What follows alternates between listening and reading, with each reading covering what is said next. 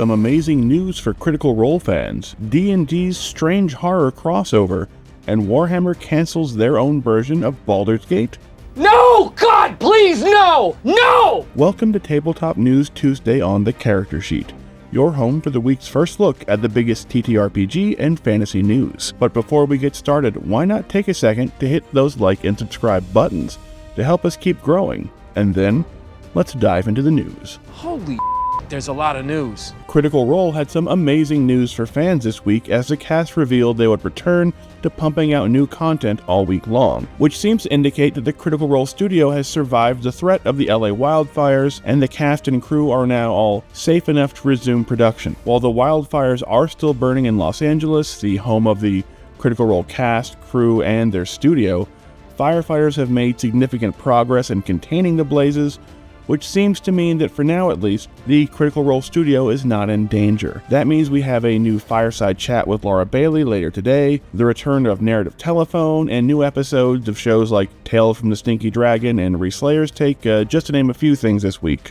Plus, we will of course be getting episode 120 of Campaign 3, which brings us to our next topic. We're on to the next one. Can Critical Role stick the landing for Campaign 3? Critical Role often has trouble tying up the end of their campaigns, given how many side quests and characters they weave into their years-long narratives. In Campaign 1, Vox Machina ended while still having a lot of unfinished business, leading to multiple post-campaign episodes to help tie up, Briarwood arcs and the search for Grog and the wedding of Vex and Percy, and the gang never really did any follow-up on that whole Joe Manganiello pulling the heist of the century and stealing the hand of Vecna thing either. I'm sorry, it was just business. But while most of those were relatively small addendums, Campaign 2 on the other hand ended with a huge thread left dangling, like having their own version of a semi-imprisoned destruction god creature in Uk'otoa left with only a single seal on their prison, which of course they had to revisit when the Mighty Nine reunited. It's just hard to neatly tie a bow on something as complex as the campaigns Matt Mercer and the cast spend years creating and playing through, and Campaign 3 has some issues in particular that make it a bit harder, like Imogen being tethered to reality in her mental battle against Predathos by Fern and not Laudna, which was always strange to us, and the fact that Breas is largely just retreading the Hand of Vecna arc, but it doesn't quite have the same impact the second time around. It's just business, guys. Or, as the cast put it during episode 119, why would they not just kill this guy they've known for like 4 days? It will be interesting to see what Matt Mercer and the cast can pull off with just a few episodes of Campaign 3 left. But hopefully, we won't face any more delays, as the fight against the LA wildfires seems to finally be gaining significant ground. This is a wonderful thing! Dungeons & Dragons has announced a surprising new board game collab, as they'll be getting their own version of the hit board game series Horrified from Ravensburger this summer. Horrified, Dungeons & Dragons, will pit players against iconic D&D monsters like Beholder as they race to save NPCs from death and find a way to defeat these terrifying foes before they fall victim themselves. The Horrified series has previously featured universal monsters like Dracula, Frankenstein, has a whole game based on American cryptids, and even Cthulhu snuck in there. But unlike these versions, the new Horrified Dungeons & Dragons will include a new D20 system to help D&D players pick up the mechanics a bit more easily.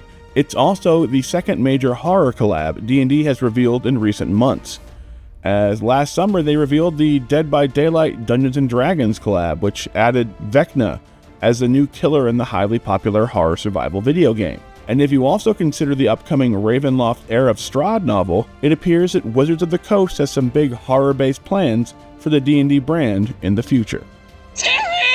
And finally, it appears that Warhammer and Games Workshop have pulled the plug on what could have been the Warhammer version of Baldur's Gate 3. For 3 years, the dev team at Thought Pennies had been working on an unannounced Warhammer game, which, according to job postings found by MP First, appears to indicate it being a third-person fantasy RPG set in Warhammer's fantasy setting, aka the Age of Sigmar setting. This quote-unquote co-op PvE action RPG with a cast of unique heroes and playstyles sure sounds like something akin to the incredibly popular Baldur's Gate 3 game, which finally hit full release last year. But apparently Games Workshop has decided to go in a different direction, as Thought Pennies announced cutbacks in their dev team following a partner's decision to cut funding on a project they had spent 3 years getting good feedback and meeting deadlines for, which almost everyone assumes now is this unannounced Warhammer video game.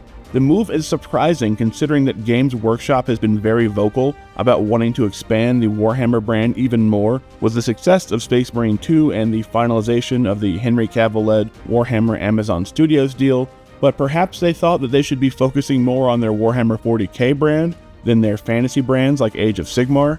That would not be shocking news to Warhammer fans, who have often felt like fantasy-based brands like Age of Sigmar or Warhammer The Old World can get kind of second billing to the juggernaut that is the Warhammer 40k brand. But it is sad news nonetheless for people hoping for a Warhammer-inspired RPG that could have potentially stood alongside the Baldur's Gate 3s of the world. But I guess we'll just never know what that'll be like.